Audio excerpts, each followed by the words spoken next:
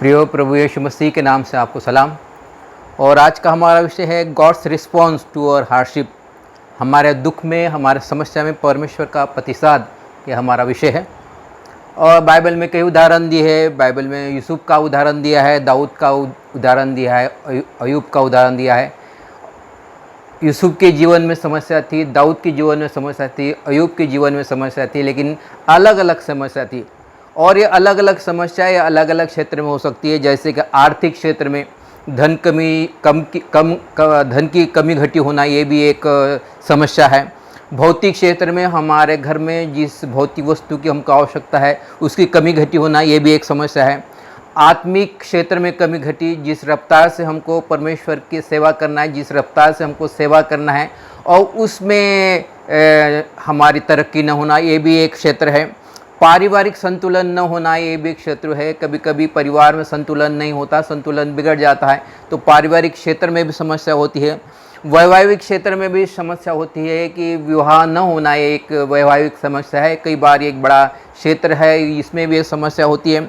शैक्षणिक समस्या होती है, जब हम एजुकेशन लेते हैं और उसमें भी हमको रुकावट आ सकती है। कोई शैक्षणिक हमको से सामना करना पड़ता है, कोई तकलीफ़ों का सामना करना पड़ता है, ये भी शैक्षणिक भी एक क्षेत्र है।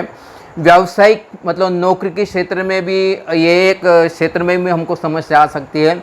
हमारे सुपीरियर जो है या हमारे सुपरवाइज़र जो है या हमारा जो मित्र है, मित्र के द्वारा हमको तकलीफ़ हो सकती है, ये भी एक क्षेत्र है जिसमें हमको समस्या आ सकती है।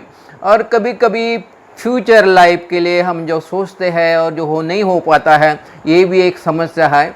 और बाइबल में कई समस्या दिया है, और ये समस्या कोई क्यों ना हो, लेकिन पौलुस ने ये सभी समस्या को सिर्फ 4 ही टाइप्स बताया है। उसमें 4 ये समस्या कोई भी हो, लेकिन 4 किस्म की तकलीफ पौलुस बताता है।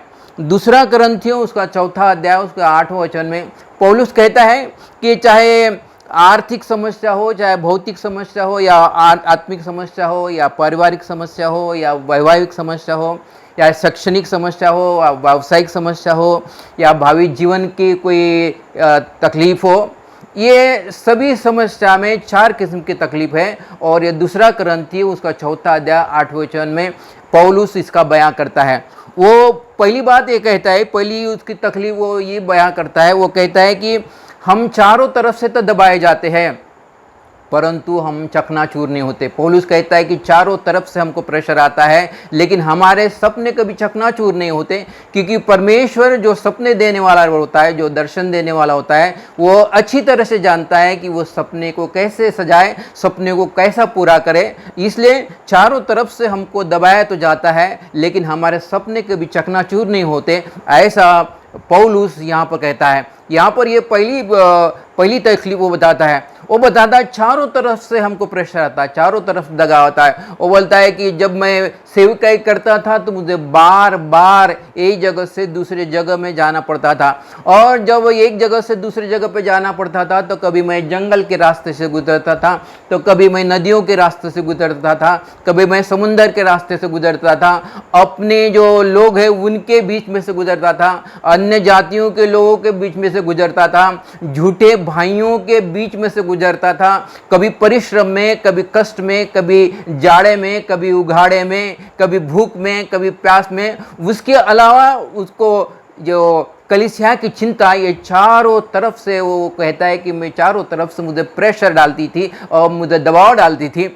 लेकिन लिखा है कि चारों तरफ से हम दबाए तो जाते हैं। पौलुस दरअसल अपने आप को, हमारे साथ अपने आप को भी वो इंक्लूड करता है। वो करता है कि चारों तरफ से यह समस्या चाहे कोई क्यों ना हो, चारों तरफ से हम दबाए तो जाते हैं, लेकिन हमारे सपने कभी चकनाचूर नहीं होते। हमारे सपने इसलिए चकनाचूर नहीं होते कि हबक्कुक की पुस्तक उसका 2 अध्याय 3 वचन में भी लिखा है कि जो परमेश्वर जो सपने देता है, जो दर्शन देता है, उसको अच्छी तरह से मालूम है कि उस सपने को कैसा साकार किया जाए और सपने को कैसा पूरा किया जाए। वो हमारे जीवन में वो सपने को पूरा करता है। और इसलिए पौलुस कहता है, ये पहली बात वो बताता है कि हमारे जीवन में 4 किस्म की तकलीफ आती है।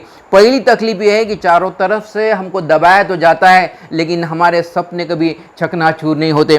जो कई उदाहरण बाइबल बताती है कि यूसुफ के भी जीवन में परमेश्वर ने उसको सपने दिखाया, दर्शन दिखाया, लेकिन उसको परमेश्वर ने साकार किया और उसको परमेश्वर जानता था कि किस तरह उसको पूरा किया जाए। उसके भाइयों ने उसको गड्ढे में डाल दिया, उसके बाद में गड्ढे में से निकाल कर भी उसको इस्माइली के हाथ में भेज दिया। इस्माइली लोगों ने उसको पोतीपर के हाथ में भेज दिया, पोतीपर के यहाँ उसने कार्य किया। उसके बाद लिखा है कि पोतीपर की पत्नी ने उसको तोहमत लगाए, यूसुफ के ऊपर तोहमत लगाई, और तोहमत लगाने के बाद वो बंदी गृह में था। बंदी गृह में वो 13 से 14 साल था। वहाँ पर उसकी बटलर और बेकर की मुलाकात होती है और यूसुफ बटलर का सपने का अर्थ बताता है और फिर वहाँ से वो रिहा होता है और जो फिरौन जो है, फिरौन के भी सपनों का वो अर्थ बताता है और प्रधानमंत्री बन जाता है। प्रियो, जो परमेश्वर जो हमको सपने दिखाता है उसको पूरा भी करना जानता है, ऐसा पौलुस ऐसा कहता है। वो कहता है कि चारों तरफ से हमको दबाव तो हो जाता है, चारों तरफ से हमको प्रेशर तो आता है, लेकिन हम कभी हमारे सपने कभी भी चकनाचूर परमेश्वर नहीं होने देता, क्योंकि जो सपने दिखाता है वो पूरा करना भी जानता है, ऐसा पौलुस यहाँ पर कहता है। तो ये पहली वो कहता है तकलीफ है कि हम दबाए तो जाते हैं, लेकिन परमेश्वर का प्रतिसाद क्या है कि वो हमको हमारे सपने कभी चकनाचूर नहीं होना देता है और वह उसको पूरा करता है। वो दूसरी बातें बताता है और वो कहता है, दूसरा करंथियों उसका 4 अध्याय उसका 8वें वचन, वो कहता है हम निरुपाय तो है लेकिन निराश नहीं होते। कई बार बोलता है हमारे पास कोई उपाय नहीं होता है, लेकिन हम निराश नहीं होते। निराश नहीं होते इसलिए निराश नहीं होते कि परमेश्वर अपनी शांति हमें उस वक्त दे देता है और इसलिए हम निराश नहीं होते। और पौलुस का उदाहरण यहाँ पर दिया है, प्रेरितों के काम। उस प्रेरितों के काम इसमें लिखा है कि पौलुस हाउस अरेस्ट में था। 2 साल पौलुस हाउस अरेस्ट में था। मतलब पौलुस बाहर जाकर उसको प्रचार करने की अनुमति नहीं थी, बाहर जाकर प्रार्थना करने की उसको अनुमति नहीं थी, बाहर जाकर लोगों को काउंसलिंग करना उसको अनुमति नहीं थी। मतलब बाहर जाना उसको अलाउड नहीं था। उसके बावजूद भी 2 साल रोमियो के हाउस अरेस्ट, रोम में 2 साल वो हाउस अरेस्ट में था। उसके बावजूद भी बाइबल कहती है कि उसने 4 जो है एपिसल्स लिखे। एक एफिसियों की पत्री जो जिसमें 6 अध्याय है, ये पौलुस ने हाउस अरेस्ट में ही लिखी। कितने, और वो लिखते वक्त कैसे गुप्त रीति से उसने पत्रियां, जो उसको लोग मिलने आते थे, जो चेले मिलने आते थे, उनके हाथ के द्वारा वो कैसे पहुंचाता होगा। और बाइबल यही कहती है, पौलुस यही कहता है, हम निरुपाय तो हैं, हम उलझन में तो है, लेकिन निराश इसलिए नहीं होते कि परमेश्वर अपनी शांति हमको देता है। यूहन्ना रचित सुसमाचार उसका 14वां अध्याय 27वें वचन में लिखा है कि परमेश्वर हमको ऐसी शांति देता है जो संसार देता वैसा नहीं, लेकिन परमेश्वर हमको ऐसी शांति देता है कि जो हम में बनी रहती है, प्रतिकूल परिस्थिति में भी हमारे जीवन में बनी रहती है। तो यहाँ पर पौलुस 2 साल रोम में हाउस अरेस्ट में था। उसके बावजूद में उसने एफिसियों की पत्री लिखी जिसमें 6 अध्याय हैं, उसने फिलिपियों की पत्री लिखी जिसमें 4 अध्याय है, जो कलुसियों की पत्री लिखी उसमें 4 अध्याय है, उसने फिलिप्पियों को भी पत्र लिखा और उसमें 1 अध्याय है। और ये इतना सो जो लिखा है उसने 2 साल में लिखा। वो निरुपाय था, उसके बाद कोई उपाय नहीं था, बाहर वो नहीं जा सकता था, बाहर वो प्रचार नहीं कर सकता था। उसके बावजूद भी वो कभी निराश नहीं हुआ। वो इसलिए निराश नहीं हुआ कि जो वो अपने हाउस अरेस्ट में था तो परमेश्वर उसको बड़े बड़े प्रकाशन वहाँ पर दिया, और बड़े बड़े प्रकाशन उसने इफिसियों की पत्री और फिलिप्पियों की पत्री, कलुसियों की पत्री और फिलेमोन को भी उसने, और प्रकाशन जो मिला उसके द्वारा उन्होंने, पौलुस ने इन पत्री में लिखा है। बाइबल इजराइली के बारे में कहती है कि इजराइली लोग जब मिस्र से जब बाहर निकले और तब वो लाल समुंदर के किनारे पहुँचे, और लाल समुंदर के किनारे पहुँचे तो पीछे से देखे तो फिरौन की जो सेना जो थी रथ और घोड़े के साथ उनका पीछा कर रहे। अब इजराइली लोग बड़े डर गए। अब उनके लेफ्ट हैंड साइड में पहाड़ी थी, उनके राइट हैंड साइड में जंगल था, और पीछे में फिरौन की सेना थी और सामने लाल समुंदर था। करे तो क्या करे, क्योंकि पीछे जो फिरौन की सेना पूरे हथियार के साथ आ रही थी और ये लोग नियत थे, करे तो क्या करें, बड़े निरुपाय थे। लेकिन और ये लोग मूसा के प्रति दुहाई देने लगे, मूसा ये तूने क्या किया। तो मूसा भी परमेश्वर को कहा, परमेश्वर हम क्या करें। तो परमेश्वर कहा तू रोता क्यों है, अपनी लाठी को ऐसा उठा और लाल समुंदर में मार दे। और जैसे उसे लाल समुंदर में मारा तो लाल समुंदर के दो भाग हो गए और लोग सूखी जमीन पर से वहाँ से निकल गए। यहाँ पर लिखा है कि हम निरुपाय तो है, उलझन में तो है, लेकिन निराश नहीं होते। हमारे पास कोई उपाय नहीं है लेकिन हम निराश नहीं होते। निराश इसलिए नहीं होते कि परमेश्वर अपनी शांति हमको देता है, परमेश्वर हमको प्रकाशन हमको देता है। और इसलिए पौलुस कहता है कि चाहे समस्या कुछ भी क्यों ना हो, हम अगर उलझन में हैं, हमारे पास उपाय नहीं है, लेकिन उसके बावजूद भी परमेश्वर अपनी शांति हमको देता है। मैं आज ही एक अपने आंटी से मिलने गया था और आंटी बोल रही थी, पास्टर साहब अभी तो 15 महीने हो गए, 15 महीने में कोई चर्च नहीं हो रहा है। लोग कैसे अपने अपने घर में ठंडे पड़ गए होंगे, कैसे लोग अपने अपने घर में कैसे क्या कर रहे होंगे, मुझे नहीं मालूम। लेकिन प्रियो, ऐसे परिस्थिति हम निरुपाय तो है, हम उलझन में तो है, लेकिन निराश नहीं होते। और निराश इसलिए नहीं होते कि परमेश्वर अपनी शांति हमको देता है, परमेश्वर अपना प्रकाशन हमको देता है। परमेश्वर ने अपने प्रकाशन के ऐसे समय में मुझे दिया है और मैं ये प्रकाशन यूट्यूब के द्वारा लोगों तक पहुंचाता हूं। प्रियो, 15 महीने हो गए, कोई कलीसिया नहीं हो रही, कोई चर्च नहीं हो रहा, उसके बावजूद भी यूट्यूब में लगातार परमेश्वर के वचन के द्वारा ये परमेश्वर का वचन लोगों तक पहुंचा रहा है, लोगों तक पहुंच रहा है। और परमेश्वर विशेष अनुग्रह करता है अपने लोगों को, उसको विशेष अनुग्रह करता है, उनको प्रकाशन देता है। और इसलिए पौलुस कहता है कि हम निरुपाय तो है, हम उलझन में तो है, लेकिन निराश नहीं होते। प्रियो, ये दूसरी बात है जो पौलुस कहता है। पहली बात कहता है कि चारों तरफ से हम दबाए तो जाते हैं, लेकिन हमारे सपने कभी चकनाचूर नहीं होते, क्योंकि जो परमेश्वर हमको सपने देना जानता है और उसको पूरा करना भी जानता है। और दूसरी बात कहता है कि हम निरुपाय तो है, हमारे पास उपाय तो नहीं होता, कभी कभी हम उलझन में तो होते हैं, लेकिन हम निराश इसलिए नहीं होते कि परमेश्वर अपनी शांति हमको देता है, परमेश्वर हमको अपना प्रकाशन देता है, इसलिए हम निराश नहीं होते। और वो तीसरी बात कहता है, दूसरा कुरिन्थियों उसका 4 अध्याय उसका 8वां वचन, वो कहता है हम सताए तो जाते हैं लेकिन त्यागे नहीं जाते हैं। हम सताए तो जाते हैं लेकिन त्यागे नहीं जाते, क्योंकि परमेश्वर हमको वो हर समस्या से हमको बाहर निकालता है। और बाइबल पतरस के बारे में बताती है, प्रेरितों के काम उसका 5वां अध्याय में लिखा है, प्रेरितों के काम उसका 12वां अध्याय में लिखा है कि प्रेरित लोग बड़े बड़े आश्चर्य कर्म क्या करते थे, यरूशलेम के गली में आश्चर्य कर्म क्या करते थे, अलग अलग जगह पे आश्चर्य कर्म क्या करते थे। प्रेरितों के काम उसका 5वां अध्याय में भी लिखा है कि वो लोग आश्चर्य कर्म करते थे, प्रभु यीशु मसीह के बारे में बताते थे। वो ये भी कहते थे कि आसमान के नीचे, पतरस कहता था, आसमान के नीचे और धरती के ऊपर प्रभु यीशु मसीह के सिवा और कोई नाम नहीं जो उद्धार को दे सकता है। और जब ये लोग प्रचार कर रहे थे तो इनको सभी प्रेरित को, पतरस, यूहन्ना को, सभी उसके साथ जो प्रेरित थे उनको मारा गया, पीटा गया, उसके बाद उनको बंदी गृह में डाला गया। और बाद में ऐसा लिखा है कि परमेश्वर ने अपने स्वर्गदूतों को भेजा और सभी चेले लोगों को बाहर निकाला और फिर से उनको कहना लगेगा अभी तुम और बोल्डनेस के साथ प्रचार करो, और वहां से बंदी गृह से निकाल कर और बोल्डनेस के साथ प्रचार करने लगे। और प्रेरितों के काम उसका 12वां अध्याय में वैसा लिखा है कि ऐसा लोगों के ऊपर, परमेश्वर के लोगों के ऊपर सताया जा रहा था, राजा उनको सताता था। हेरोद जो राजा था उसने याकूब जो था, यूहन्ना का भाई जो याकूब जो था, जो कलीसिया का एक पिलर था, उसको उसने पकड़ा और तलवार से मार डाला। और उसने फिर पतरस को भी पकड़ा और पतरस को भी उसने बंदी गृह में डाल दिया। लेकिन बाइबल कहती कि बड़े अद्भुत रीति से पतरस को स्वर्गदूत ने छुड़ाया। यहाँ पर पौलुस यही कह रहा है कि हम सताए तो जाते हैं लेकिन त्यागे नहीं जाते। परमेश्वर कभी हमको छोड़ता नहीं, कभी हमको त्यागता नहीं, लेकिन उस परिस्थिति से भी हमको बाहर निकालता है।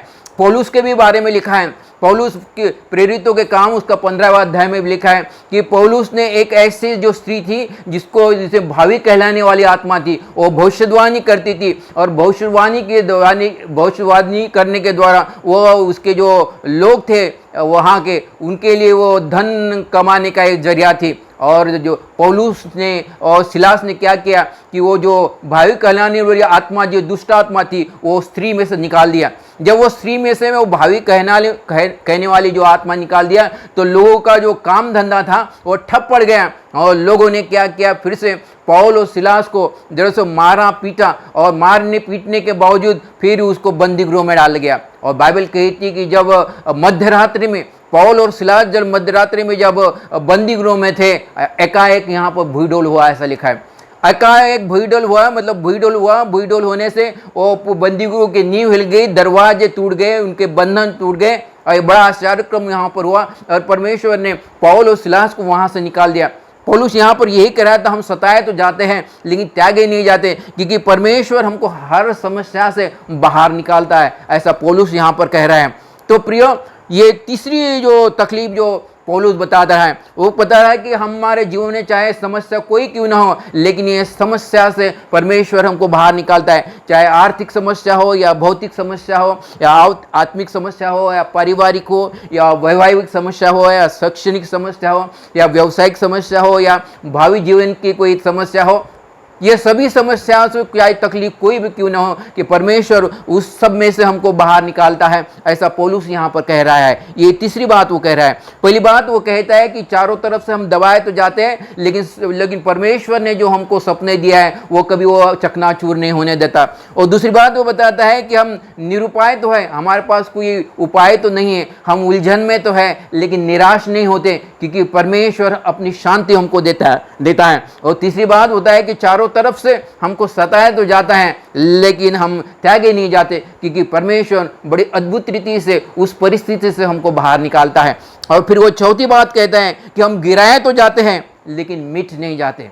हम गिराए तो जाते लेकिन मिट नहीं जाते, क्योंकि ऐसा लिखा है कि धर्मी ने 7 बार गिरेगा और लेकिन 7 बार उठेगा, क्योंकि परमेश्वर उस व्यक्ति पे विशेष अनुग्रह करेगा। और पौलुस अपने बारे में बताता है, दूसरा कुरिन्थियों उसके 11 अध्याय 25 वचन में लिखा है कि पौलुस कहता है कि मुझे कई बार गिराया गया, मुझे 5 बार 39 कोड़े मारे गए। 39 कोड़े मारने के बाद उस व्यक्ति को छोड़ दिया जाता था मरने के लिए, क्योंकि 39 कोड़े मारने के बाद व्यक्ति दरअसल मर ही जाता था, क्योंकि उसके पीठ पर, उसके आंग पर इतने जख्म होते थे कि वो मर ही जाता था।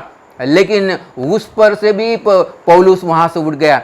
वो कहता है कि हम गिराए तो जाते हैं लेकिन मिट नहीं जाते हैं, परमेश्वर हमको मिटने नहीं देता, क्योंकि धर्मी मनुष्य 7 बार गिरेगा लेकिन 7 बार उठेगा। वो कहता है कि मुझे 3 बार बेतों की मार पड़ी, तीनों बार भी बेतों की मार पड़ने के बाद उसको फिर से उठ गया, ऐसा बाइबल कहती है। और वो कहता है कि एक बार मुझे पथराव किया गया।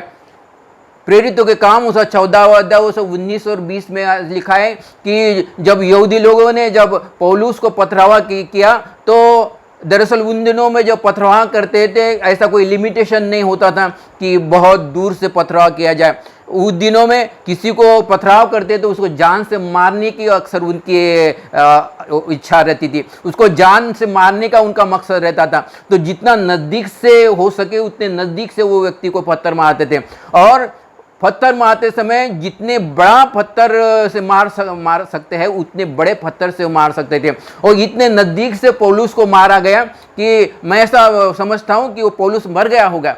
लेकिन ऐसा लिखा है कि प्रेरितों के काम उसका 14वां अध्याय उसके 19 और 20 में लिखा है कि जब चेले लोग उसके चारों तरफ खड़े हो गए तो पौलुस उठ के खड़ा हो गया, ऐसा लिखा है, और तुरंत उनके साथ प्रचार करने गया। पौलुस यही कह रहा है कि हम गिराए तो जाते हैं लेकिन फिर से वापस खड़े होते।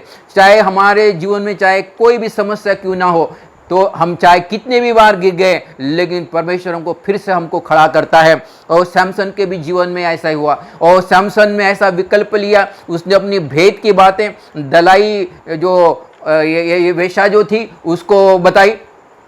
और फिर ऐसा लिखा है कि उसने सिमसोन ने अपनी ये भेद की बातें वो स्त्री को वेश्या को बताई, तो वो वेश्या ने ये बातें फिलिस्तीनियों को बताई। फिलिस्तीनियों ने उसके पूरे बाल काट दिए, बाल निकाल दिए, और बाल निकालने के बाद सिमसोन की पूरी ताकत कम हो गई। और ताकत कम होने के बाद ऐसा लिखा है कि फिलिस्तीन लोगों ने उसके दोनों आंखें निकाल दिए, और आंखें निकालने के उसके पाँव में जंजीरें डाल दी, और उसको दिन भर ऐसा अनाज पिसाने के लिए रखते थे। और वो अंधा होने की वजह से वो कहीं जा भी नहीं सकता था, तो लोग उसकी हंसी मजाक करते थे, उसके ठट्टा उड़ाते थे, क्योंकि वो उसके पहले उसने कई बार शत्रुओं को मारा रहता, और इसलिए उसकी ठट्टा मजाक करते थे। उसको गिराया जाता था, उसको नीचे गिराया जाता था, लेकिन ऐसे कई दिन भी जाते और उसके जो सर के बाल जो है वो बढ़ जाते हैं।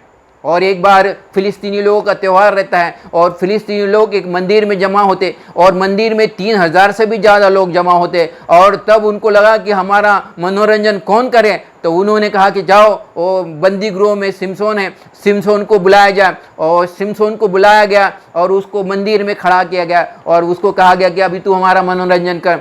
और तब सिमसोन अपने परमेश्वर को याद करता है, वो कहता है कि इन्होंने मुझे बहुत गिराया, मैंने विकल्प ही ऐसा चुना, मेरे गलती से हुआ। लेकिन वो कहता है कि परमेश्वर पिता मैं पश्चाताप करता हूँ और मुझे फिर से अपनी वो ताकत फिर से तू बख्श दे। और फिर वो जो पिलर के ऊपर पूरा मंदिर टिका था वो दोनों पिलर के ऊपर हाथ लगाता है और ऐसा ताकत से दोनों पिलर को गिराता है कि जो मंदिर के नीचे जितने लोग थे वो सब के सब मर जाते और सिमसोन भी मर जाता है। मैं ऐसा विश्वास करता हूँ कि वो जो पिलर जो गिराया है सिमसोन के अकेले की ताकत की वजह से नहीं होगा, लेकिन परमेश्वर ने स्वर्गदूत को भेजा होगा और स्वर्गदूत को कहेंगे कि तू भी ताकत लगाना। और जब उन्होंने ताकत लगाया तो पूरा जो मंदिर वो लोगों के ऊपर गिर गया और सब के सब लोग मर गए। और सिमसोन ने अपने जीवन में जितने लोगों को नहीं मारा, जितने शत्रु को नहीं मारा, उससे ज़्यादा शत्रु को उसने एक दिन में मारा, लेकिन उसके साथ साथ उसकी भी जान चली गई।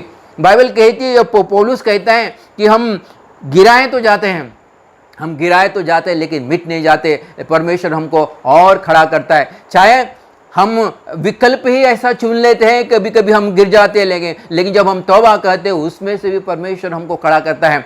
प्रियो, पौलुस यहाँ पर दूसरी करंथी उस 4 अध्याय उस 8वें वचन में कहता है कि हमारे जीवन में आर्थिक समस्या हो सकती है, भौतिक समस्या हो सकती है, आत्मिक समस्या हो सकती है, पारिवारिक समस्या हो सकती है, वैवाहिक समस्या हो सकती है, शैक्षणिक समस्या हो सकती है, व्यावसायिक या नौकरी की समस्या हो सकती है, या भावी जीवन की समस्या को हो सकती है। ये समस्या चाहे कोई भी क्यों ना हो, ये 4 बातें हमारे जीवन में होगी, ये 4 तकलीफें हमारे जीवन में होगी, लेकिन चारों तकलीफें से परमेश्वर हमको निकालता है। वो पहली बात बोलता है कि हम चारों तरफ से दबाए तो जाते हैं, लेकिन हमारे सपने कभी परमेश्वर चकनाचूर नहीं होने देता। ये पहली बात पौलुस यहाँ पर कहता है।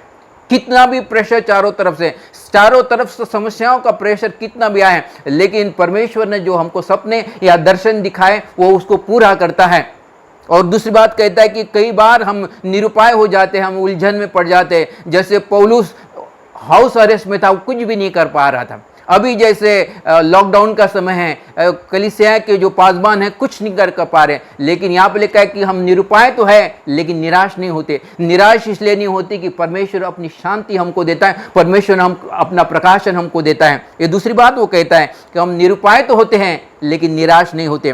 तीसरी बात बोलता है हम सताए तो जाते हैं लेकिन त्यागे नहीं जाते। हमको चारों तरफ से हमारे समस्या की वजह से हम सताए जाएंगे, लेकिन परमेश्वर हमको हर परिस्थिति से हमको बाहर निकालेगा, ऐसा पौलुस यहाँ पर कहता है। वो कहता है हम सताए तो जाते हैं लेकिन त्यागे नहीं जाते हैं, और परमेश्वर हमको हर परिस्थिति से हमको बाहर निकालेगा। और चौथी बात पौलुस कहता है कि हम गिराए जाते हैं लेकिन मिट नहीं जाते, हम खड़े हो जाते, वापस खड़े हो जाता है, क्योंकि परमेश्वर विशेष अनुग्रह हम पर करता है। प्रियो, यहाँ पर पौलुस बहुत ही प्रकाशन की बात यहाँ पर कह रहा है। वो दूसरा करंथियों उसका 4 अध्याय उस 8वें वचन में कहता है कि हम चारों तरफ से दबाए तो जाते हैं परंतु चकनाचूर नहीं होते, हम निरुपाय तो है पर निराश नहीं होते, हम सताए तो जाते हैं लेकिन त्यागे नहीं जाते, चारों तरफ से हमको गिराया तो जाता है लेकिन हम मिट नहीं जाते। ये सभी समस्या से, चाहे हमारी समस्या कोई क्यों ना हो, सभी समस्याओं से परमेश्वर हमको बाहर निकालता है, क्योंकि वो हमसे बहुत प्रेम रखता है। प्रियो, मैं ऐसा विश्वास करता हूँ कि पौलुस के वचनों के द्वारा हमको आशीष मिली होंगी। परमेश्वर इस वचन पर आशीष दे और आपको भी आशीष दे।